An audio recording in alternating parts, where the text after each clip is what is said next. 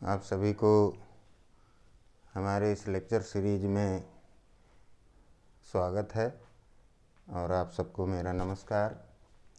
हम अपने इस लेक्चर सीरीज में शुरुआत करने जा रहे हैं फिजिक्स के उन बच्चों के लिए जो ग्रेजुएशन स्तर पर पढ़ाई कर रहे हैं और फिजिक्स में ऑप्टिक्स में उनको कुछ प्रॉब्लम होती है। तो हम यहाँ पर ऑप्टिक्स विषय में देखेंगे कि किस प्रकार से जो बेसिक कॉन्सेप्ट हैं उनको क्लियर करते हैं।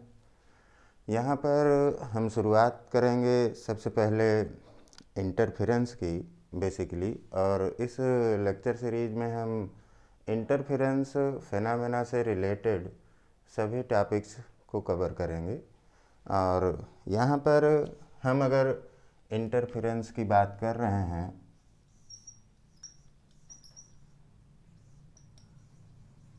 तो सबसे पहले तो ये देख लें कि इस इंटरफेरेंस में हम दो पार्ट में स्टडी करेंगे। और इसका जो पहला पार्ट होगा वो कहलाएगा आपका इंटरफेरेंस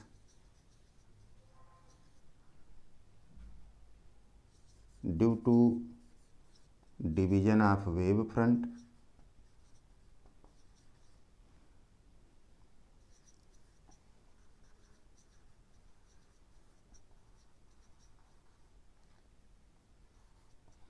एंड सेकेंड पार्ट में हम देखेंगे यहाँ पर इंटरफेरेंस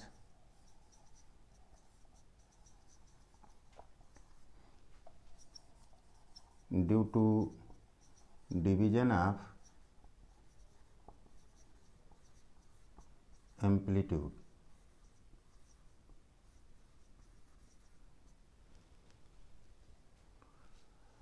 लेकिन अब इंटरफेरेंस की बात कर रहे हैं तो इन पार्ट पर जाने से पहले ये समझना अनिवार्य होगा कि आखिर इंटरफेरेंस है क्या, जिसे हम व्यतिकरण कहते हैं। यहाँ पर अगर इंटरफेरेंस की बात कर रहे हैं तो जाहिर सी बात है, सामान्य शब्दों में कहें, जहाँ पर भी इंटरफेरेंस की बात होगी वहाँ पर दो वेव का होना अनिवार्य है। क्योंकि यहाँ पर हम ऑप्टिक्स की चर्चा कर रहे हैं, इसलिए जो वेव्स होंगी जिनके बीच में इंटरफेरेंस होगा वो हमारी लाइट वेव्स होंगी। और अगर लाइट वेव की चर्चा करते हैं तो सबसे पहले हम लाइट की चर्चा कर लें। अगर कोई ये कहे कि लाइट की डिफिनीशन क्या है, तो मैं पहले ही बता देना चाहता हूँ कि मैं लाइट की डिफिनीशन देने में असमर्थ हूँ, क्योंकि लाइट की डिफिनीशन देना संभव नहीं है। अगर आप ये कहते हैं कि लाइट एक प्रकार की एनर्जी है, light is a form of energy which produce visual sensation when it fall on the retina of our eye, तो क्या मतलब इसका हुआ कि लाइट सिर्फ ऐसी एनर्जी है जो हमें सिर्फ देखने में सहायता प्रदान करती है? इतना तो पर्याप्त है नहीं। अगर हम आइंस्टीन के शब्दों में बात करें तो उन्होंने कहा कि लाइट को डिफाइन ही नहीं किया जा सकता। उन्होंने कहा कि मैं अपने पूरे जीवन के 50 वर्षों में ये नहीं जान सका कि लाइट क्वांटा क्या है। लेकिन कुछ रास्कल कहते हैं कि वो जानते हैं, और उनका कहना है कि वो सिर्फ अपने आप को दिग्भ्रमित कर रहे हैं और इससे ज़्यादा कुछ नहीं कर रहे हैं। इसलिए ऑप्टिक्स में लाइट की डिफिनीशन फ़िलहाल मैं तो नहीं बता पाऊँगा। हाँ, लेकिन लाइट से जो होने वाली फेनामेना है जिसके अंतर्गत आपको यहाँ पर इंटरफेरेंस की चर्चा करनी है, उसके बारे में कोशिश करूँगा कि आपको अच्छी जानकारी दूँ, और यही मेरा प्रयास रहेगा पूरे इस लेक्चर में। आज यहाँ पर हम इंटरफेरेंस की डिफिनीशन और कुछ बेसिक टर्म्स को सीखेंगे यहाँ पर, और उसके बाद फिर आगे के लेक्चर में उसके आगे की बात को करते जाएंगे धीरे धीरे। लेकिन शुरुआत में थोड़ा सा हम देखते हैं यहाँ पर कि इंटरफेरेंस को बेसिकली डिफ़ाइन कैसे किया जाए और किस प्रकार से बातों को समझा जाए। तो आइए देखते हैं सबसे पहले कि इंटरफेरेंस है क्या, और उसके बाद फिर इनके दोनों पार्ट की हम अलग अलग चर्चा करेंगे धीरे धीरे।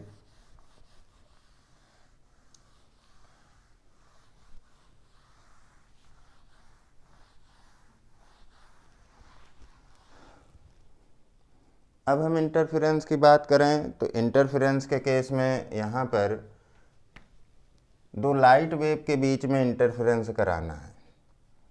इंटरफेरेंस की डिफिनीशन को की अगर बात करें तो सिंपली आप कह सकते हैं कि व्हेन टू और more than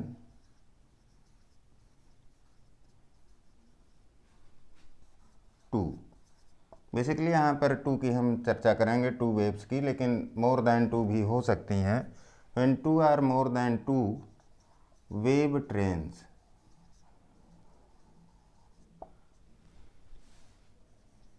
traveling in almost same direction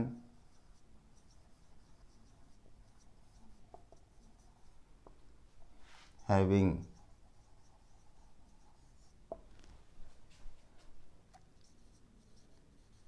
same frequency,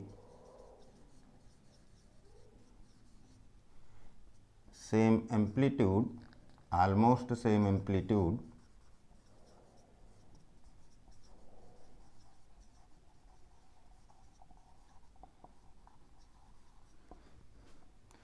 and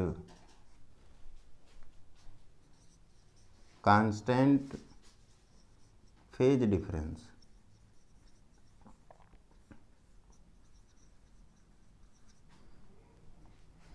Superimpose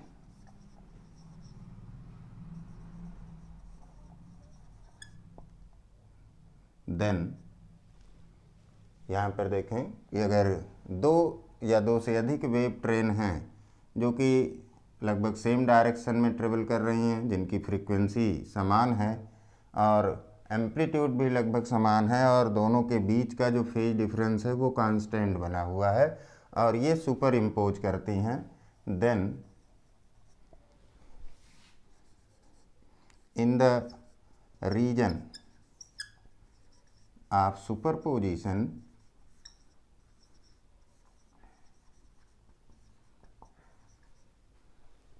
in the region of superposition resultant intensity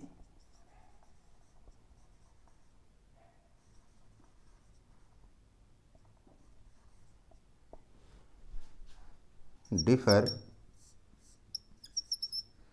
from the sum of intensity या इंटेंसिटीज की बात करें, intensities of individual waves.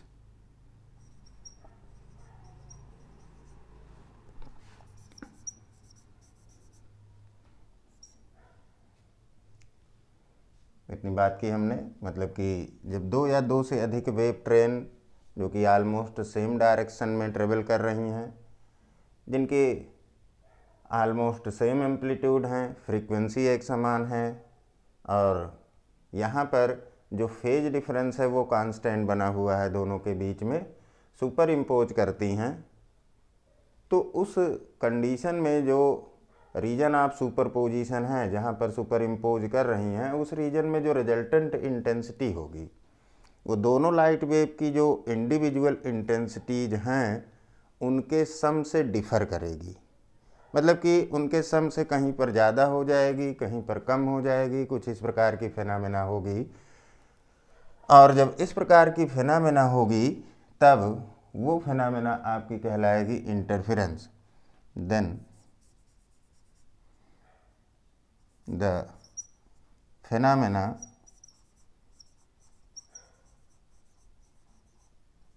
Is called interference.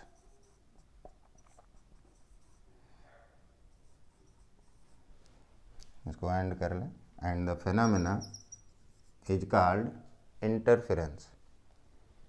ये आपका interference कहलाएगा। अब आइए इसी बात को हम समझते हैं यहाँ पर डायग्राम के द्वारा कि क्या हो रहा है, देखते हैं।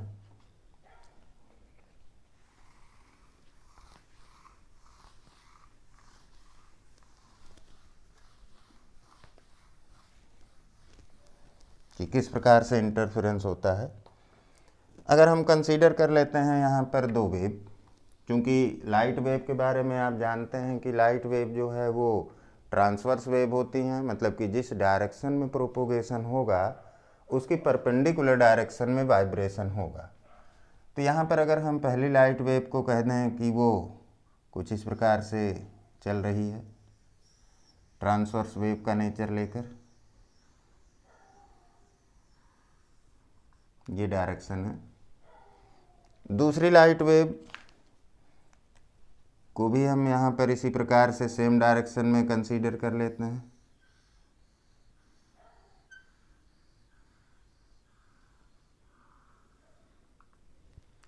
अब देखें यहाँ पर कि ये जो दोनों लाइट वेव हैं, अगर हम यहाँ पर इस प्रकार से इनकी डायरेक्शन ऑफ प्रोपोगेशन की डायरेक्शन में एक्सिस ड्रा करते हैं दोनों लाइट वेव के केस में, तो आप देख रहे हैं कि यहाँ पर जो ये वैल्यू मिल रही है डिस्प्लेसमेंट की परपेंडिकुलर डायरेक्शन में यहाँ से यहाँ तक, इसको कहते हैं एम्पलीट्यूड। और एम्पलीट्यूड मान लें कि ए है और ये फर्स्ट वेव है तो इसका एम्पलीट्यूड A1 मान लें, और इसके एम्पलीट्यूड को यहाँ पर A2 कह दें। अब आप देख रहे हैं कि यहाँ पर जब वेव प्रोपोगेट कर रही है तो जिस पोजीशन पर यहाँ पर मिनिमा है या जीरो हो रहा है, एक्सिस पर आ रही है, ठीक वही पोजीशन जहाँ पर मैक्सिमा है ठीक वहाँ पर मैक्सिमा, अपोजिट डायरेक्शन में मैक्सिमा जहाँ पर है ठीक उसी पोजीशन पर इसमें भी है। इसका मतलब कि ये जो दोनों वेव ट्रेवल कर रही हैं ये सेम फेज में है, सेम फेज या इन फेज, मतलब कि फेज एंगल का जो डिफरेंस है वो 0 डिग्री का है, ठीक है। या रेडियन में लिखें तो सिंपली 0 कह सकते हैं।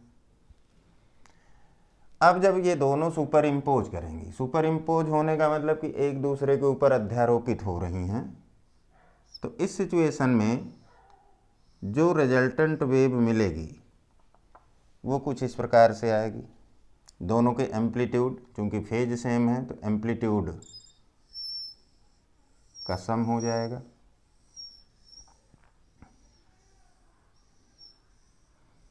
कुछ इस प्रकार से आपकी रिजल्टेंट वेव मिली। यहाँ पर अगर देखें तो इसका एम्पलीट्यूड अब A1 प्लस A2 दोनों वेव के एम्पलीट्यूड का सम हो गया। लेकिन अगर हम इंटेंसिटी की बात करते हैं और ये कहते हैं कि इसकी इंटेंसिटी I1 है पहले वेव की और दूसरे की इंटेंसिटी जो है वो I2 है, तो इंटेंसिटी के बारे में हम जानते हैं कि इंटेंसिटी एम्पलीट्यूड के स्क्वायर के डायरेक्टली प्रोपोर्शनल है, मतलब कि I1 A1 स्क्वायर के प्रोपोर्शनल होगी। और अगर प्रोपोर्शनैलिटी कांस्टेंट को K मान लें तो I1 के A1 स्क्वायर के बराबर है, जबकि I2 को हम इसी प्रकार से लिख सकते हैं कि A2 स्क्वायर, ठीक है। यहाँ पर जब सुपरपोजिशन हुआ तब एम्पलीट्यूड क्या हो गया A1 प्लस A2, मतलब कि ये आपकी रिजल्टेंट वेव है, ये आपकी रिजल्टेंट वेव है आफ्टर सुपरपोजिशन। तो यहाँ पर जो इंटेंसिटी है अगर हम इसको I कह दें तो I इक्वल हो जाएगा प्रोपोर्शनैलिटी कांस्टेंट इनटू एम्पलीट्यूड, यहाँ पर A1 प्लस A2 हो गया है इसका स्क्वायर, ठीक है। मतलब कि यहाँ पर अगर हम इसको सॉल्व करें तो K A1 square plus K A2 square plus 2K A1 A2, जब हमने फेज डिफरेंस 0 लिया था, अभी यहाँ पर हम 0 एंड अपोजिट फेज के द्वारा इस बात को समझाने का प्रयास कर रहे हैं। तो अब देखें यहाँ पर कि अगर हम इंटेंसिटी की बात करते हैं तो K A1 स्क्वायर I1 था, K A2 स्क्वायर I2 है, और यहाँ पर ये एक्स्ट्रा टर्म मिल रहा है 2K A1 A2, मतलब कि इसको आप लिख सकते हैं I equal to I1 plus I2 plus, इसको अगर हम 2 को छोड़ करके A1 A2 को स्क्वायर रूट में ले लें तो आप लिख सकते हैं इसको k square A1 square A2 square, square root कर दें। अब k के साथ A1 स्क्वायर और फिर k के साथ A2 स्क्वायर I1 और I2 को प्रोवाइड करेगा, मतलब कि ये टर्म आपका लिखा जा सकता है 2 स्क्वायर रूट I1 I2। आपने देखा यहाँ पर कि जब सुपरपोजिशन हुआ और जब फेज डिफरेंस आपने 0 लिया, मतलब कि दोनों वेव सेम फेज में हैं, तो जो रिजल्टेंट इंटेंसिटी मिली, जैसा कि हमने डिफिनीशन में बताया कि रिजल्टेंट इंटेंसिटी दोनों वेव की इंडिविजुअल अलग अलग जो इंटेंसिटी है I1 और I2 उनके सम से डिफ़र कर रही है, और ये डिफरेंस यहाँ पर +2 रूट I1 I2 आया। इसी प्रकार से हम दूसरी सिचुएशन ले लें। यहाँ पर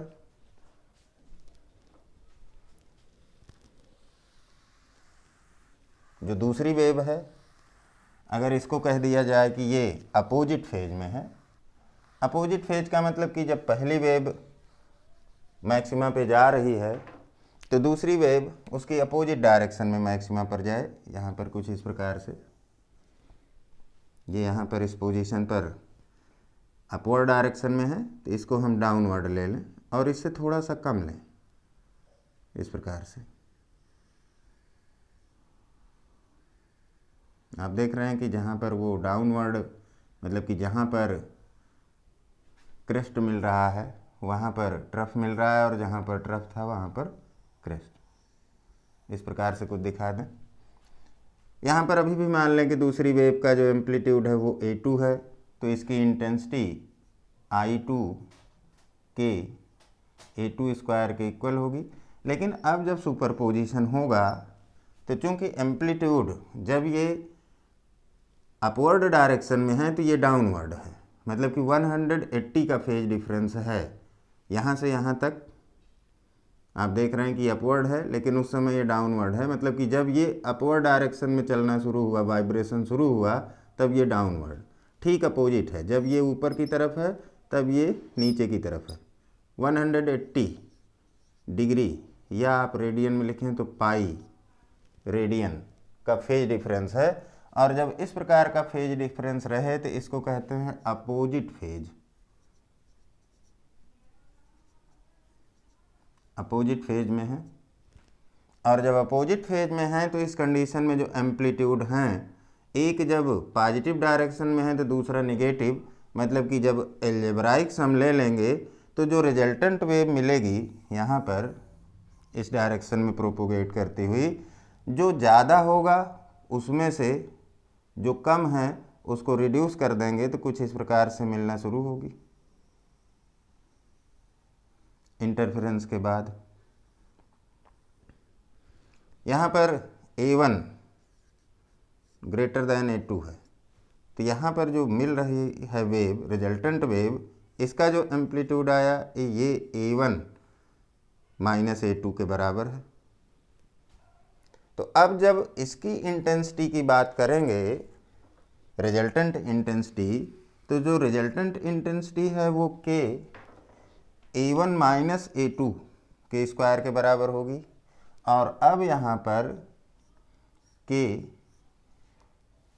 A1 square plus k A2 square minus 2k A1 A2 के इक्वल, ये इंटेंसिटी आई, मतलब कि I जो रिजल्टेंट इंटेंसिटी अब आ रही है वो I1 plus I2 minus 2 square root I1 I2 के इक्वल आई।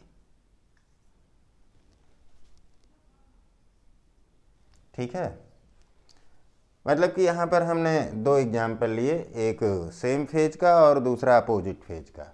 सुपरपोजिशन दो वेव्स के बीच में हो रहा है, और आपने देखा कि जब सेम फेज है, रिजल्टेंट इंटेंसिटी उस कंडीशन में आपकी कुछ इस प्रकार से आ रही है। जब सेम फेज की बात हुई तो इस सिचुएशन में resultant intensity I1 plus I2 plus 2√I1 I2 मिली। और जब हमने अपोजिट फेज की बात की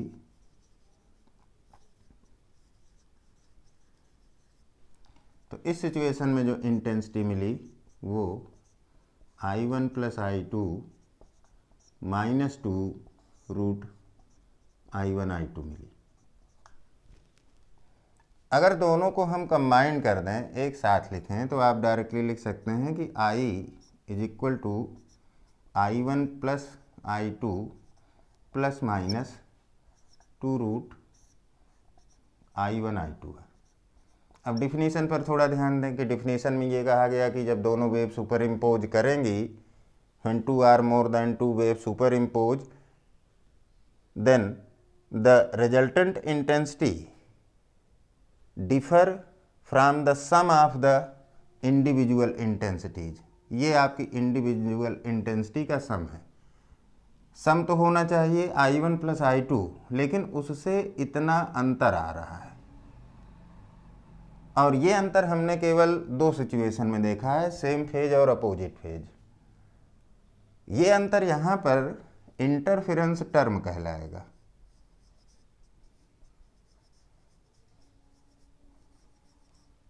क्योंकि इंटरफेरेंस के बाद ही ये टर्म आपको मिला है। ये इंटरफेरेंस टर्म यहाँ पर ये शो कर रहा है। दोनों सिचुएशन को आप ध्यान से देखें तो पहले सिचुएशन में इंटेंसिटी, जो सम ऑफ इंटेंसिटी है, इंडिविजुअल इंटेंसिटी का जो सम है, उससे ज़्यादा हो रही है। और ये पहली सिचुएशन को कहा जाता है कंस्ट्रक्टिव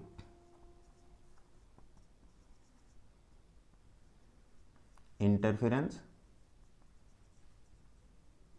मतलब कि यहाँ पर लाइट की इंटेंसिटी बढ़ जाएगी, ज़्यादा होगी, ठीक है। लेकिन जहाँ पर निगेटिव में ये टर्म आया, अपोजिट फेज का केस, यहाँ पर इंटेंसिटी घट जाएगी और ये कहलाएगा आपका डिस्ट्रक्टिव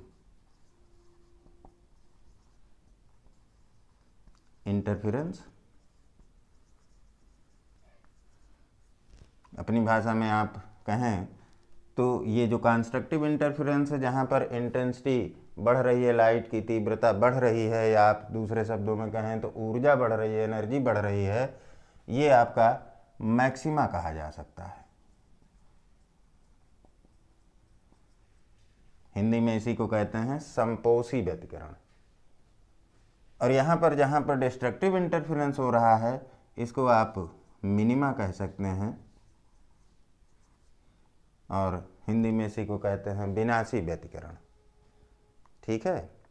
तो ये आपने देखा जो डिफिनीशन में हमने बात बताई।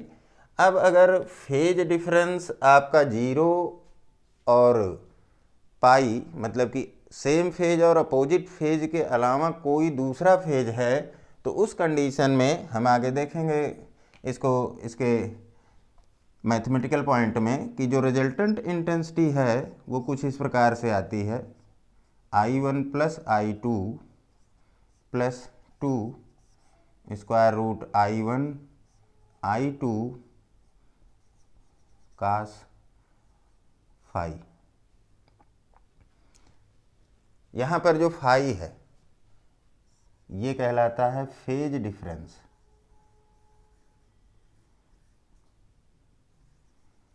जो दोनों वेव सुपर इम्पोज कर रही हैं उनके बीच का फेज डिफरेंस फाई 0 से लेकर पाई तक कुछ भी है, तो उस सिचुएशन में इस प्रकार से ये इक्वेशन लिखी जाएगी।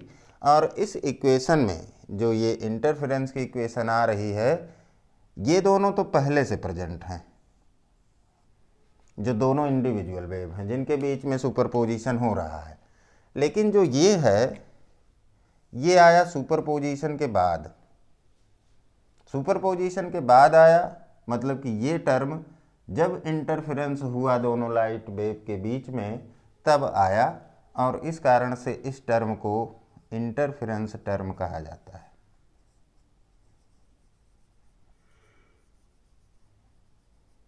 ठीक है, इस टर्म को यहाँ पर इंटरफेरेंस टर्म कहा जाएगा। मतलब कि हम दूसरे शब्दों में भी इंटरफेरेंस को डिफाइन कह सकते हैं कि interference is the phenomena in which when two light waves superimpose, then at some places intensity reduces or decreases from the sum of individual intensities called as destructive interference, and at some places intensity increases from the sum of individual intensity called as destructive interference। या और आसान शब्दों में कहें तो interference वो घटना है लाइट के दो वेव्स के बीच में होने वाली जहाँ पर एनर्जी का कंजर्वेशन बना रहेगा और एनर्जी का डिस्ट्रीब्यूशन इस प्रकार से होगा कि कुछ स्थानों पर एनर्जी जो रिजल्टेंट एनर्जी है वो इंडिविजुअल एनर्जीज के सम से ज़्यादा होगी और कुछ स्थानों पर इंडिविजुअल एनर्जीज के सम से कम हो जाएगी। ठीक है, यहाँ तक क्लियर है बात? ठीक है, आज इंट्रोडक्शन की क्लास थी तो हमने इंटरफेरेंस की डिफिनीशन देखी। हम अपने अगले लेक्चर से अब स्टार्ट करेंगे यहाँ पर इंटरफेरेंस को मेजरली यहाँ पर, और हम शुरुआत करेंगे यंग्स डबल स्लिट एक्सपेरिमेंट से और दिखाएंगे कि किस प्रकार से इंटरफेरेंस फिनोमेना होती है और सारी बातें इसकी डिटेल में डिस्कस करेंगे। आज के लिए इतना ही, धन्यवाद।